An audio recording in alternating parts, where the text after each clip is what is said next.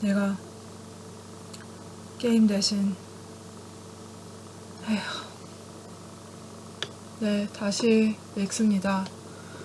Little Brother by Cory Doctorow. Copyright information은 다 밑에 줄 거고요. Creative License 커버되어 있습니다. 목이 꽤 나갔네요. 어제 게임을 너무 많이 했어. 오늘도 하고 싶었는데 오늘도 하긴 했지요. 자, 그러면 여기부터 I got back to class and sat down again. Miss Galvez warmly welcoming me back.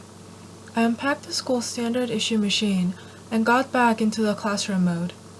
The school books were the snitchiest technology of them all, logging every keystroke, watching all the network traffic for suspicious keywords, counting every click, keeping track of every fleeting thought you put out over the net.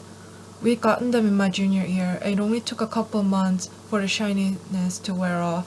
Once people figured out that these free laptops work for the man, and showed a never-ending parade of obnoxious ads to boot, they suddenly started to feel very heavy and burdensome. Cracking my school book had been easy. The crack was online within a month of the machine showing up, and there was nothing to it. Just download a DVD image, burn it, stick it into the school book, and boot it while holding down a bunch of different keys at the same time. The DVD did the rest, installing a whole bunch of hidden programs on the machine, programs that would stay hidden even when the Board of Ed did its daily remote integrity checks of the machines. Every now and again, I had to get an update for the software to get around the board's latest tests. But it was a small price to pay to get a little control over the box. I fired up I Am Paranoid, the secret instant messenger that I used when I wanted to have an off-the-record discussion right in the middle of class. Daryl was already logged in. The game is afoot. Something big is going down with Harajuku Fun Madness. Dude, you in? No friggin' way. If I get caught dishing a third time, I'm expelled. Man, you know that. We'll go after school. You've got lunch in the study hall, right? That's 2 hours. Plenty of time to run down this clue and get back before anyone misses us. I'll get the whole team out. Harajuku Fun Madness is the best game ever made. I know I already said that, but it bears repeating.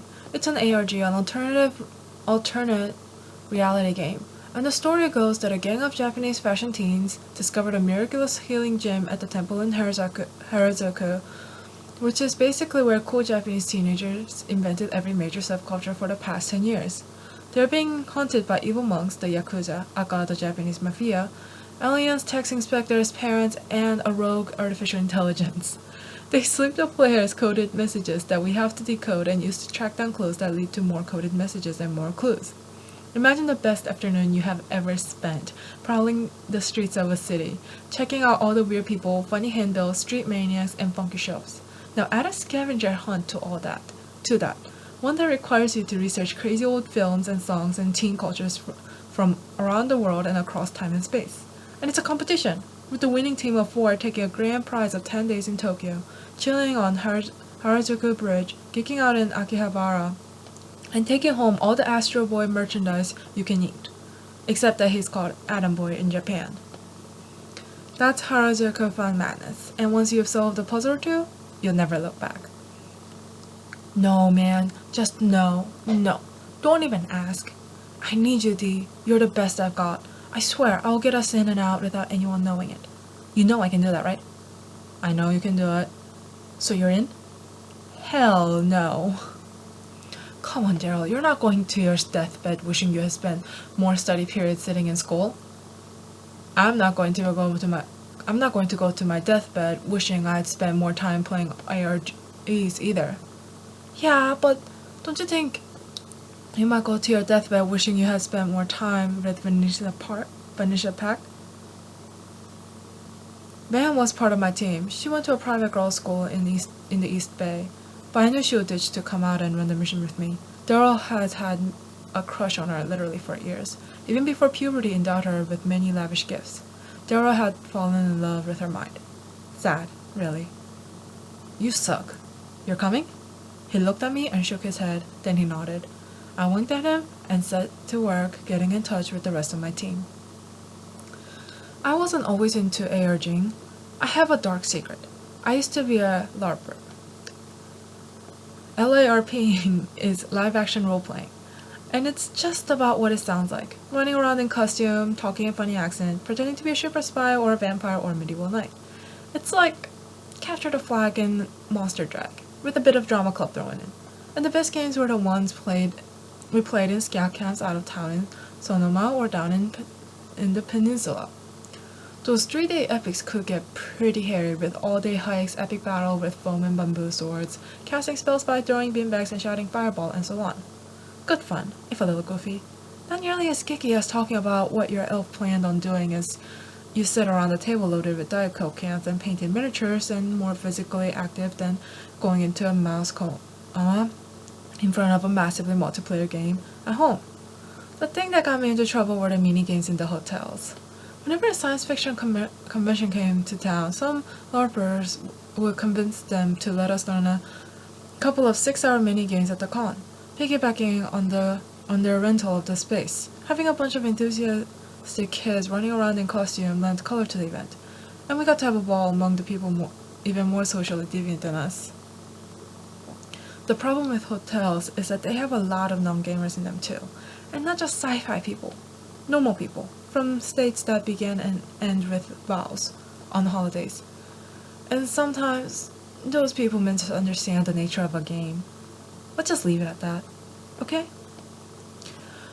Class ended in 10 minutes, and that didn't leave me with much time to prepare. The first order of business were those pesky gait recognition cameras. Like I said, they started out as the face recognition cameras, but those had been ruled unconstitutional. As far as I know, no court had yet determined whether these gate cams are any more legal, but until they do, we're stuck with them. Gait is a fancy word for the way you walk. People are pretty good at spotting gaits. Next time you're on a camping trip, check out the bobbing of the flashlight as a distant friend approaches you. Chances are you can identify him just from the movement of the light. The characteristic way it bobs up and down that tells our monkey brains that this is a person approaching us. Gait recognition software takes pictures of your motion, tries to isolate you in the pics as a silhouette, and then tries to match the silhouette to a database to see if it knows who you are. It's a biometric identifier, like fingerprints or retina scans. But it's got a lot more collisions than either of those. A biometric collision is when a measurement matches more than one person. Only you have your fingerprint, but you share your gait with plenty other people. Not exactly, of course. Your personal inch-by-inch walk is yours and yours alone. The problem is your inch-by-inch walk changes based on how tired you are, what floor is made out of, whether you've pulled your ankle playing basketball, and whether you've changed your shoes lately. So the system kind of fuzzes out your profile, looking for people who walk kind of like you. There are a lot of people who walk kind of like you. What's more, it's easy not to walk kind of like you. Just take one shoe off. Of course, you'll always walk like you with one shoe off in that case, so the cameras will eventually figure out that it's still you. Which is why I prefer to inject a little randomness to my attacks on gait recognition. I put a handful of gravel into each shoe. Cheap and effective, and no two steps are the same. Plus, you get a great reflexology foot massage in the process. I kid. Reflexology is about as scientifically useful as gait recognition. Wow, you're a teenager. The cameras used to set off an alert every time someone they didn't recognize stepped onto campus. This did not work. The alarm went off every 10 minutes when the mailman came by, when a parent dropped in, when the grounds people went to work fixing up the basketball court, when a student showed up wearing new shoes. So now it just tries to keep track of who's where and when. If someone leaves by the school gate during classes, their gate is to check to see if it kinda sorta matches any student gate, and if it does, boop boop boop, ring the alarm. Chavez High is ringed with gravel walkways. I like to keep a couple handful of rocks in my shoulder bag, just in case. I suddenly passed Daryl 10 or 15 pointy little bastards, and we both loaded our shoes. Class was about to finish up, and I realized that I still hadn't checked the Harajuku Fun Madness site to see where the next school was. I've been a little hyper-focused on this game and hadn't bothered to figure out where we were escaping to. I turned to my schoolbook and hit the keyboard. The web browser we used was supplied with the machine. It was a lockdown spyware version of Internet Explorer, Microsoft's crashware turd that no one under the age of 40 used voluntarily. Except if you're Korean and you live in Korea, well, I mean, even if you're not Korean, but if you live in Korea and you're trying to use the website, then yeah, you're kind of forced to use the Internet Explorer. Anyways, I had a copy of Firefox on the USB drive built into my watch, but that wasn't enough. The school book ran Windows Vista for Schools, an antique operating system designed to give school administrators the illusion that they control the programs their students could run. But Vista for Schools is its own worst enemy. There are a lot of programs that Vista for Schools doesn't want you to be able to shut down. Keyloggers, censorware, and these programs run in a special mode that makes them invisible to the system. You can't quit them because you can't even see that they're there. Any program whose name starts with, how do I read this, the $sign, SYS, the $sign, is invisible to the operating system. It doesn't show up on listings of the hard drive, nor in the process monitor. So my copy of Firefox was called $SYS Firefox, and as I launched it, it became invisible to Windows, and so invisible to the network's snoopware. Now, I had an indie browser running. I needed an indie network connection. The school's network logged every click in and out of the system, which was bad news if you were planning on surfing over to the Harajuku Fun Madness site for some extracurricular fun. The answer is something ingenious called Tor, the Onion Router. An Onion Router is an internet site that takes requests for web pages and passes them onto other Onion Routers, and onto other Onion Routers, until one of them finally decides to fetch the page and pass it back through the layers of onion until it reaches you. The traffic to the Onion Routers is encrypted, which means that the school can't see what you're asking for, and the layers of the onion don't know who they're working for. There are millions of nodes. The program was set up by the U.S. official of naval research to help their people get around the censorware in countries like Syria and China, which means that it's perfectly designed for operating in the confines of an average American high school. Tor works because the school has a finite blacklist of naughty addresses we aren't allowed to visit, and the addresses of the nodes change all the time. No way could the school keep track of them all. Firefox and Tor together made me into an invisible man, impervious to Board of Ed snooping. Free to check out the Harajuku FM site and see what was up. There it was, a new clue. Like all Harajuku Fun Madness clues, it had a physical, online, and mental component. The online component was a puzzle you had to solve, one that required you to research the answers to a bunch of obscure questions. This batch included a bunch of questions on the plots in doujinshi. Those are comic books drawn by fans of manga, Japanese comics. They can be as big as the official comics that inspire them, but they're a lot weirder, with crossover storylines and sometimes really silly songs and action. Lots of love stories, of course. Everyone wants to see their favorite tunes hook up. Doujinshi? Like, are you, okay, alright? Oh my goodness, okay. I would have to solve those riddles later, when I got home. They were the easiest to solve with the whole team, downloading tons of doujinshi files and scoring them for answers to the puzzles. I can't. Okay. Oh my gosh, okay. I just finished scrapbooking all the clues when the bell rang, and we began our escape. I surreptitiously slid the gravel down the side of my short boots. Ankle-high blunt stones from Australia, great for running and climbing, and the easy sleep-off laceless design makes them convenient at the never-ending metal detectors that are everywhere now. We also had to evade physical surveillance, of course, but that gets easier every time they add a new layer of physical snoopery.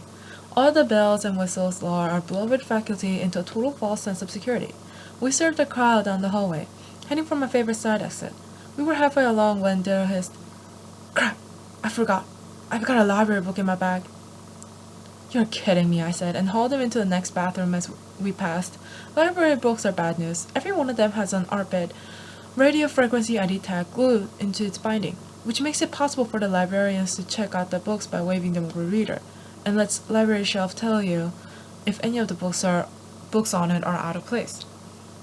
But it also lets the school track where you are at all times.